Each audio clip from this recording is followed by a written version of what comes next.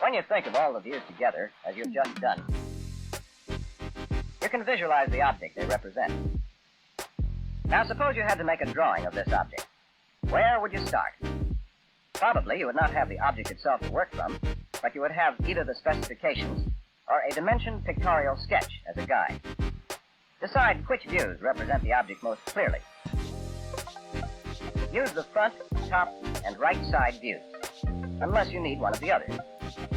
Later, you may learn certain shortcuts, but in principle, follow these steps. Lay out the height for the front and side views. Then lay out the width for the front and top views. Lay out the depth on the top view and transfer it to the side view. Always develop the views together. From the specifications, the cut-off corner on the top view and project it to the front view. Measure the depth to the cut on the top view and transfer it to the side view to indicate the cut-off corner on the side view. Strengthen the lines of the three views, and you have an orthographic drawing of the object. When the drawing is finished, you will add dimensions and notes. From the information on the blueprint, the object can be constructed. Remember the principles you've learned: that surfaces, lines, curves, angles, and circles look different from different directions, that all views of an object must be thought of together, that your drawing must describe an object so completely that it can be constructed. These theories, explained in French's engineering drawing, will guide your study of this accurate graphic language, which makes it possible for you as an engineer to express ideas on paper. From the specifications, determine the thickness of the vertical portion, and show this vertical portion on the top view and on the front view.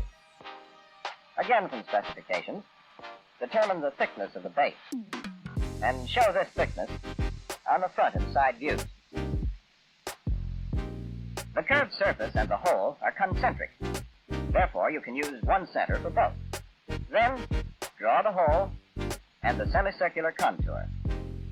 Project the center line and the hole to the front view, and show the hole on the front view by dotted lines. Measure the depth of the hole center line on the side view, and transfer it to the top view. Then draw the center line and dotted lines for the hole on the top view. From specifications, determine the width and the depth where the corner is cut off. Locate the cut-off corner on the and side views will be coordinated by parallel lines. And when the views are in one plane, the parallel lines will project the height from one view to the other. The depth dimension can be transferred from the top view to the side view, or from the side view to the top view.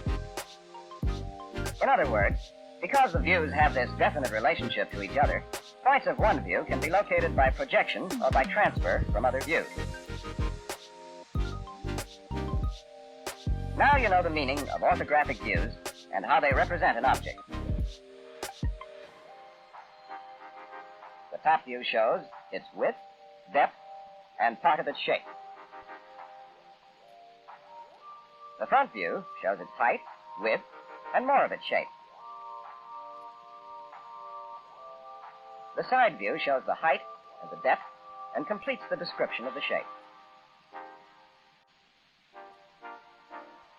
This view represents the object as it looks from the side. It shows the height and the depth of the object. Now, if these three planes are opened into one plane, like the plane of a piece of drawing paper, you have three views which completely represent the object in the language of orthographic projection. If they were needed, 6 views could be projected, including the left side and rear views, and the bottom view. But these views are not needed in this case, because they do not show anything further about the object. The bottom view gives the same information as the top view, but it shows details by dotted lines.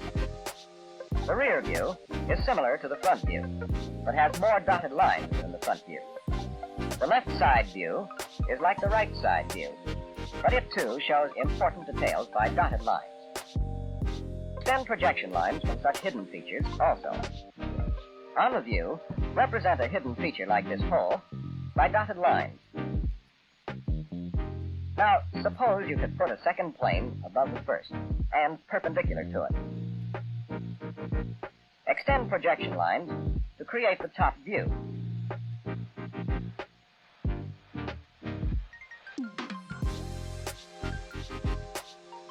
This view represents the object as it appears from the top. It shows the width of the object and the depth or horizontal distance from front to rear.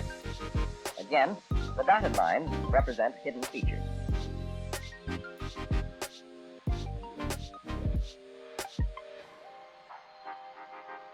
Then, imagine a third plane, called the profile plane, perpendicular to the others. Extend projection lines to create the side view. You know that these views have a fixed relationship to each other, and that you must think of them not separately but together, representing a three-dimensional object. It will help you do this if you visualize the object from the views, as if you were to cut it out of a block of material. The front view tells you the height, width, and shape of the object from the front. The dotted lines indicate a hidden feature, and the vertical line shows that the front face changes direction. The meaning of these lines is not clear, however, without the other views. The top view shows that the front corner of the block is cut off, and what the depth of the object is. By this time, the dotted lines indicate that the hidden feature is a hole, but you do not yet know its shape. The side view shows the shape of the curved surface and the shape and location of the hole. A on the side view. Then you will see that any point on an object appears in every view. Now consider corner F directly below A. Projection lines from corner F and corner A to the top view are identical. Therefore, the coincident points A and F on the top view represent the entire edge AF on the object. If you identify a number of points by such letters, you can easily see that most points on a view represent more than one point on the object, and that the view represents not a surface, but the object as a whole. In a drawing, the views have a definite relationship to each other, determined by the relationship of the planes of projection. Here the planes are mutually perpendicular. Projection lines creating the top view could in turn be projected on the frontal plane. That is, they have their images on the frontal plane. Projection lines creating the front view have their images on the horizontal plane. When the planes are opened, these images of the projection lines become continuous parallel lines coordinating the two views. This means, in general, that points in one view must always be in line with similar points of another view. And specifically here, that the width, which appears on the front view and on the top view, can be projected by parallel lines from one view to the other.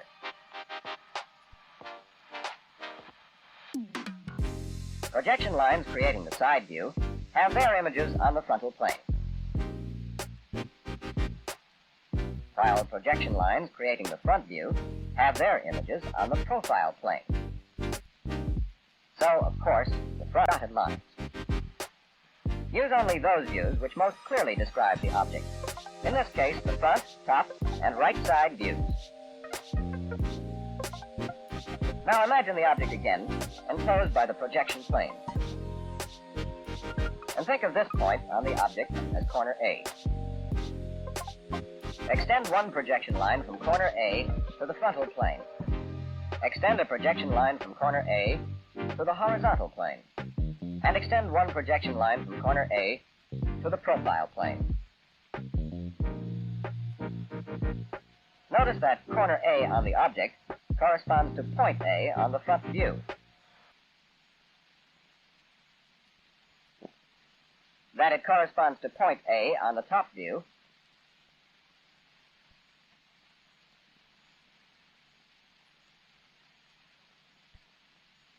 and to point A on the side